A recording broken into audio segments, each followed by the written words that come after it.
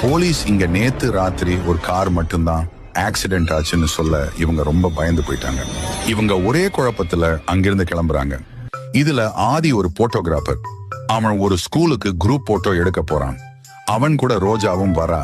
இதனால இந்த குரூப் போட்டோல ரோஜாவும் நிக்க ஆதி அவங்க எல்லாரையும் சேர்த்து போட்டோ எடுக்கிறான். ஆதி எடுத்த போட்டோ டெவலப் பண்றதுக்கு கடையில கொடுத்திருந்தான். அது வந்ததும் கடைக்கு போய் அந்த போட்டோவை பாக்குறான். அதுல எல்லா போட்டோலையும் தன்னோட மனைவிக்கு பக்கத்துல ஏதோ ஒரு உருவம் நிக்கிற மாதிரி தெரியுது.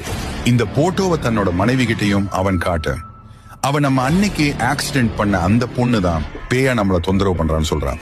இதனால இவங்க ரெண்டு பேரும் பயத்துல அமானுஷ்யமான போட்டோ வச்சு பத்திரிகைய வெளியே விடுறவர்கிட்ட போயிட்டு இத பத்தி கேக்குறாங்க. அவர் அதுக்கு இந்த மாதிரி பல போட்டோஸ்ல அமானுஷ்யமான சில உருவங்களை மக்கள் தினம் தினம் பார்த்துட்டு தான் இருக்காங்க.